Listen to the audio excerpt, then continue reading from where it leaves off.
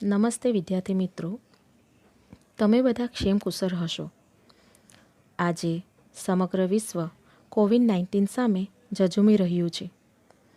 પોતાના અસ્તિત્વને ટકાવી રાખવું એ એક પડકાર બન્યો છે. આવા સમયે સ્વચ્છતા જાળવીએ, માસ્ક અચૂક પહેરીએ તેમજ સોશિયલ ડિસ્ટન્સ જરૂર જાળવીએ અને સરકારને આ કોવિડ-19 સામેની લડાઈમાં સાથ સહકાર આપીએ. મિત્રો, આજે આપણે ગુજરાતી વિષય શીખીશું. વિષયાંક પર જતા પહેલાં આ વિષયને લગતી પ્રાથમિક માહિતી મેળવીએ.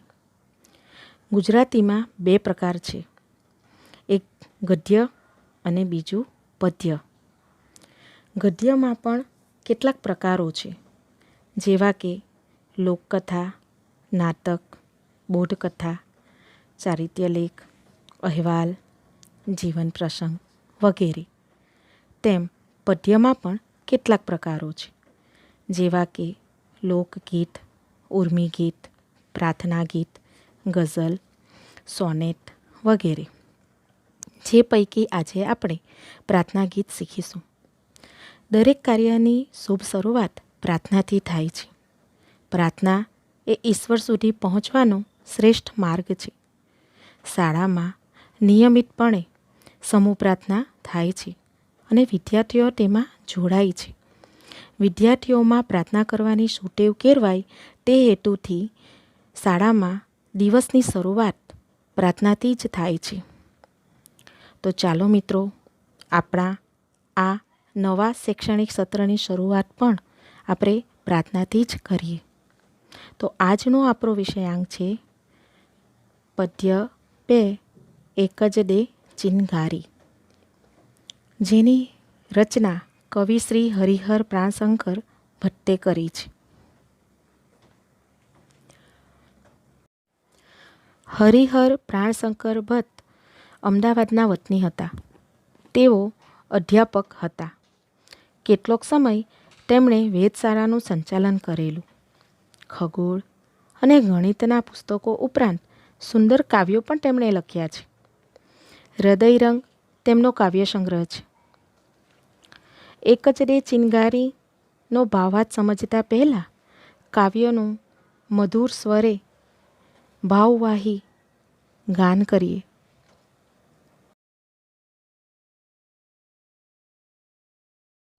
એક જ દે ચિનગારી મહાનલ, એક જ દે ચિનગારી,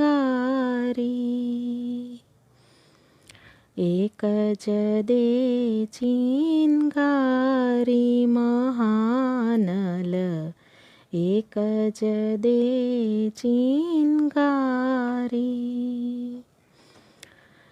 ચકમકલો ઘસતા ઘસતા ખર્ચી જિંદગી સારી. જામગરીમાં તણખો ન પડ્યો, જામગરીમાં તણખો ન પડ્યો, ન ફળી મહેનત મારી. મહાનલ મહાનલ, એક જ દે ચિનગારી.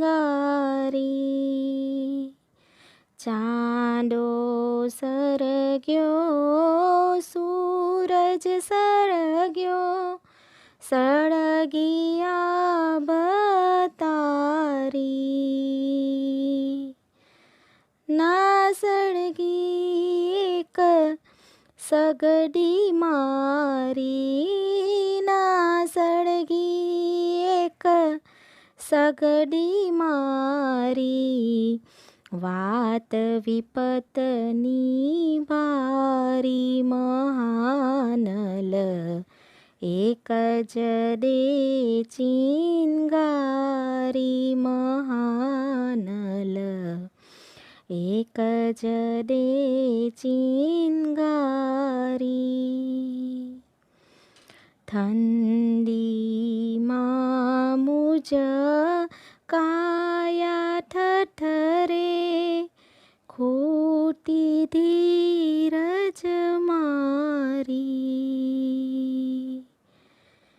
વિશ્વાનલ હું અધિક ન માગું, વિશ્વાનલ હું અધિક ન માગું, માગું એક ચિનગારી મહાનલ, એક જ દે ચિનગારી મહાનલ, એક જ દે ચિનગારી મહાનલ, એક જ દે ચિનગારી. કાવ્યની સમજૂતી.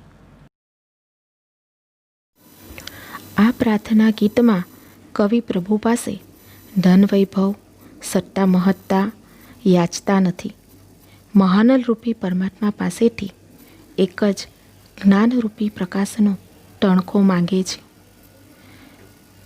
એક જ દે ચિનગારી મહાનલ, એક જ દે ચિનગારી. ચિનગારી એટલે તણખો. અહીં સમજના તણખાના અર્થમાં કવિએ આ શબ્દ પ્રયોજ્યો છે. મહાનલ એટલે અગ્નિ સ્વરૂપ પરમાત્મા. અનલ એટલે અગ્નિ. મહાનલ અગ્નિ સ્વરૂપ પરમાત્મા પાસેથી એક જ જ્ઞાનરૂપી પ્રકાશનો તણખો પ્રભુ પાસે કવિ માંગે છે. કવિ કહે છે કે ચકમક લોઢું ઘસતા ઘસતા. ચકમક એ એક પથ્થર છે કે જેની સાથે લોખંડ ઘસવાથી અગ્નિના તણખા ઉત્પન્ન થાય છે. પહેલાંના સમયમાં એટલે કે આદિમાનવના સમયની જો વાત કરીએ તો આદિમાનવ પણ પથ્થર સાથે પથ્થર ઘસીને અગ્નિ પ્રજ્વલિત કરતો. કવિ કહે છે ચકમક લોઢું ઘસતા ઘસતા યથાર્થ જીવનના વ્યર્થ નકામા ફોગટના કામો કરવામાં કવિએ પોતાની પૂરી જિંદગી, પૂરું આયુષ્ય ખર્ચી નાખ્યું, વેરફી નાખ્યું, પસાર કરી નાખી. છતાં પણ જામગરીમાં તણખો ન પડ્યો, ન ફળી મહેનત મારી. કવિ કહે છે કે છતાં પણ કવિની જીવનરૂપી જામગરીમાં જ્ઞાનરૂપી પ્રકાશનો એક પણ તણખો ન પડ્યો. કવિની બધી મહેનત વ્યર્થ ગઈ. જામગરી શબ્દ અહીં કવિ પોતાના જીવનના અર્થમાં પ્રયોજે છે. કવિ ઈશ્વર પાસે ઈશ્વરના તેજપુંજમાંથી જ્ઞાનરૂપી પ્રકાશનો એક તણખો માંગે છે કે જેનાથી કવિના જીવનમાં રહેલ અજ્ઞાનતારૂપી અંધકાર દૂર થાય અને કવિનું જીવન ધન્ય બને.